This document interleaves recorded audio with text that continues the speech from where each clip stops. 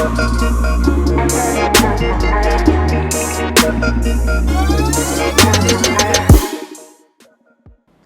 and welcome to another edition of Biz Headlines on GhanaWeb TV. My name is Stella Jejom Sugli. To our very first story, the Monetary Policy Committee of the Bank of Ghana has kept the policy rate unchanged at 29.5%.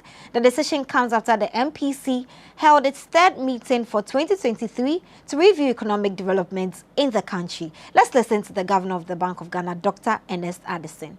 The tight monetary policy through additional liquidity management operations to address excess liquidity conditions in the market, relative stability in the local currency, and easing of ex-pump petroleum prices have all supported the disinflation process.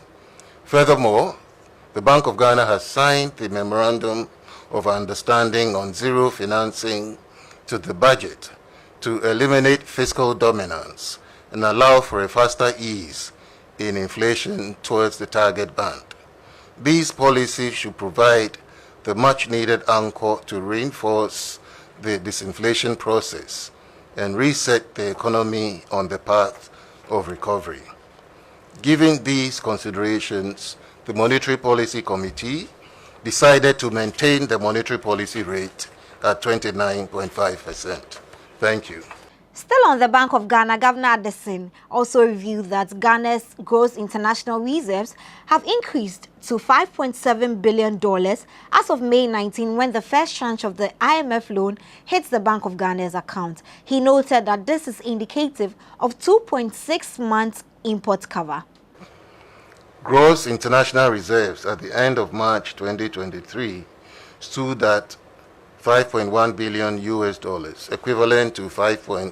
equivalent to 2.4 months of import cover, compared with the end December stock position of $6.2 billion, equivalent to 2.7 months of import cover. Gross international reserves, excluding oil funds, encumbered and pledged assets, stood at $1.4 billion. Net international reserves as of March 2023 stood at $2.1 billion. With the approval of the IMF's supported program and receipt of the first tranche of the disbursement, gross international reserves have increased to $5.7 billion as at Friday, 19th May 2023, equivalent to 2.6 months of import cover. Former President John Dramani Mahama has questioned the rationale behind government expenditure on the closure of banks and financial institutions during the banking sector cleanup exercise. According to him, the crisis in the financial sector at the time required an amount of 14 billion Ghana cedis to address, whereas government spent a whopping 25 billion Ghana cedis to undertake the cleanup exercise. You have small traders who rely on banks like Undum's Bank, GN Bank. I've traveled around this country. Every single district you go, every single community you go, you see that small brick and tile GN Bank. And it was accepting deposits of 50 CDs, 100 CDs, and so on and so forth. And that created a network for private credit to the lowest of the low in our countries, in the rural areas.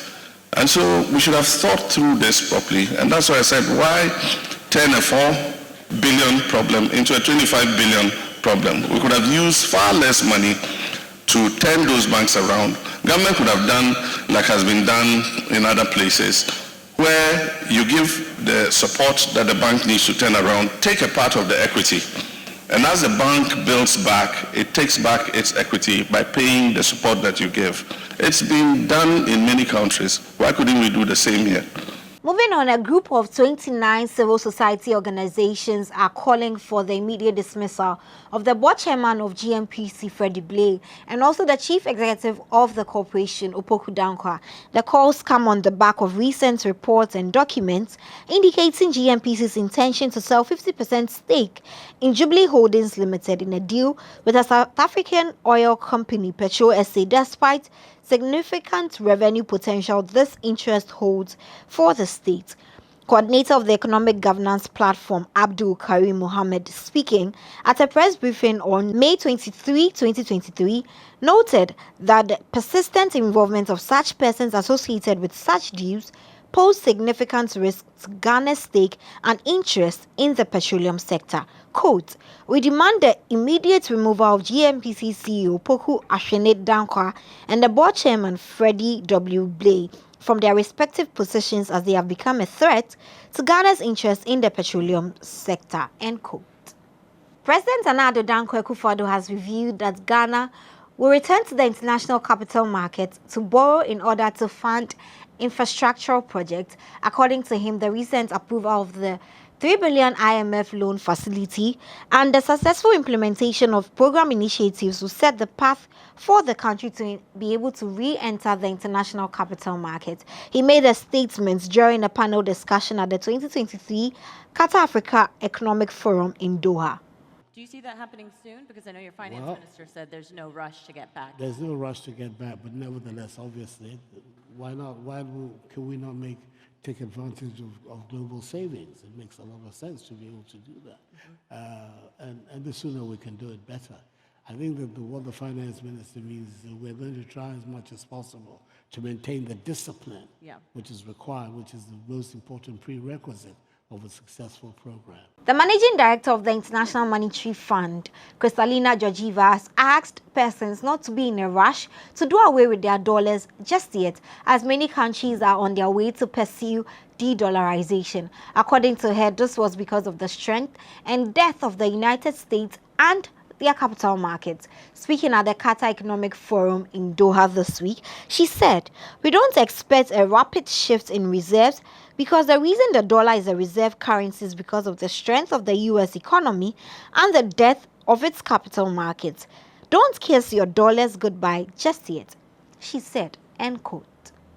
And that'll be all for Biz Headlines this week. For more of our news stories, do log on to our website at www.GhanaWeb.com. Also follow us on our social media platforms on Facebook, Twitter, and Instagram at The GhanaWeb. On YouTube, GhanaWeb TV. My name is Stella Sugli. Do enjoy the rest of our programs.